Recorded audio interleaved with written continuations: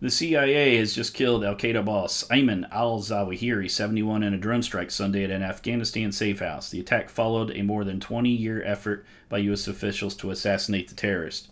As Osama bin Laden's number two, al-Zawahiri took over as the leader of the terrorist group following Osama bin Laden's death in 2011. Al-Zawahiri was a key plotter of the September 11 attacks and many other attacks. If we look down here, it marked the end of 21 years of hunting by the United States seeking justice for the almost 3,000 victims of the 9/11 terror attack, which Zawahiri had helped mastermind, and hundreds more killed in bombings on American embassies in Tanzania, Kenya, and the USS Cole, of course, was attacked by a bomb on a boat. Zawahiri's death means all the 9/11 plotters have now been captured or killed. And if we look down further, there's some graphics in this. I guess 6:18 a.m. local time. He was standing on the roof of the balcony watching the sunrise. And he got a nice view of the Ninja missiles. And there's an actual picture, I guess.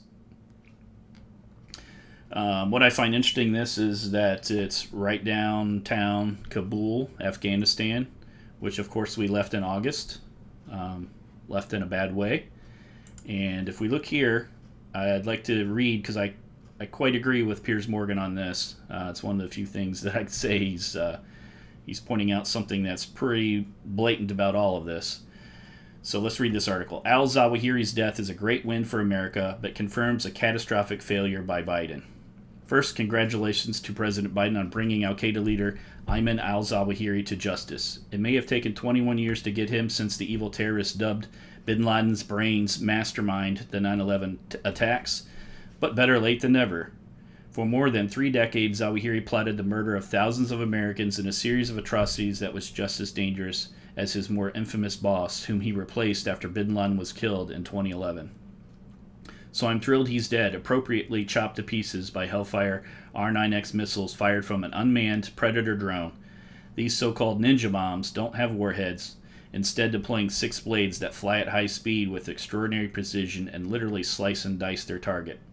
I can't think of a better way for a sadistic bastard like Zawahiri to die, nor can I think of a better place to be when it happened in New York City, which coincidentally is where I also was when bin Laden news broke. From the various conversations I've had today, New Yorkers feel a collective, visceral need for these moments of vengeance and accountability for the 9/11 barbarism. And I'm sure most share my view that Biden deserves great credit for ordering the successful strike, which is a major victory for the U.S. in the ongoing war on terror. But before he goes on to ecstatic a victory lap, I have one urgent question for the president. What the hell was Zawahiri doing casually standing on the balcony of a downtown residential house in Afghanistan's capital city of Kabul?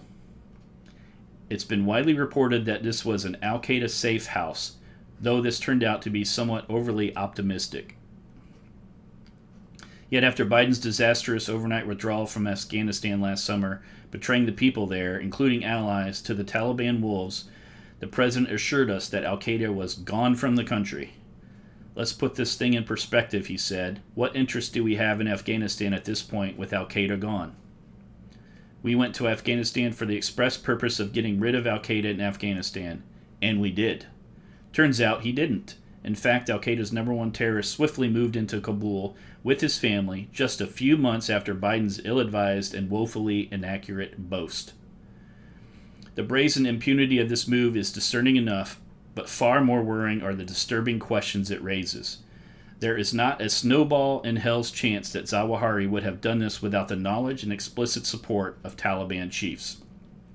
As Secretary of State Anthony Blinken said, this constitutes a gross violation of the Taliban's commitment in the Doha Agreement made after the U.S. withdrawal that they would not provide safe harbor to al-Qaeda in Afghanistan.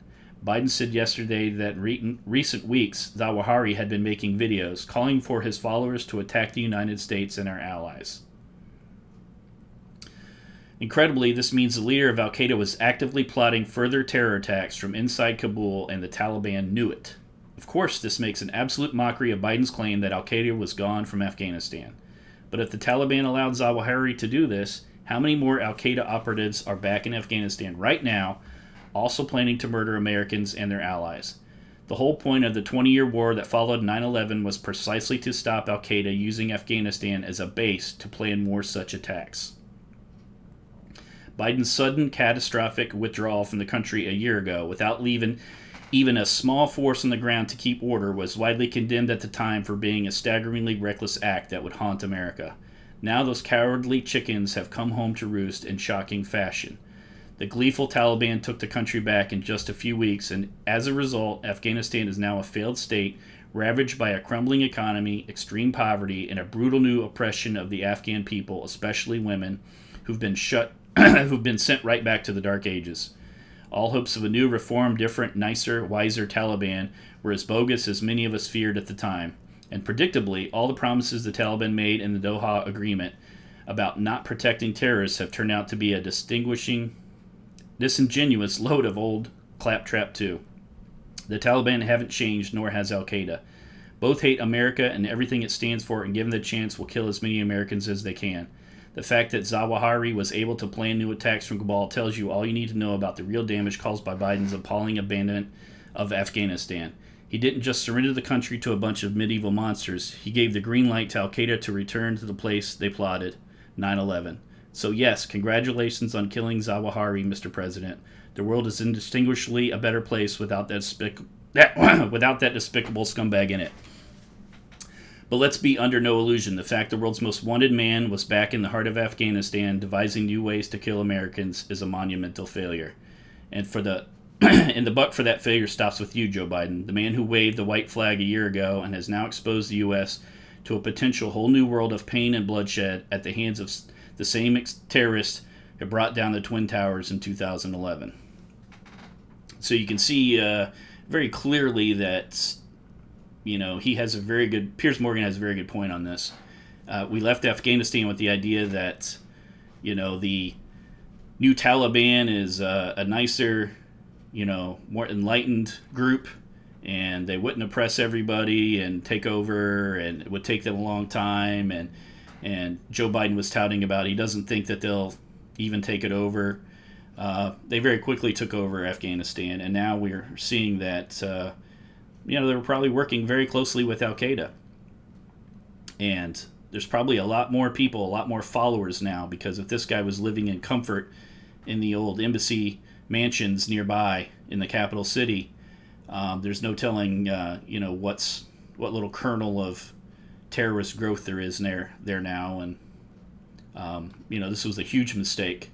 And we can't forget, when it comes time to vote again, how bad the withdrawal from Afghanistan was. It was absolutely terrible, and I think this is all very clearly on Joe Biden's back. Good that we killed this terrorist, but the way we left Afghanistan is a travesty.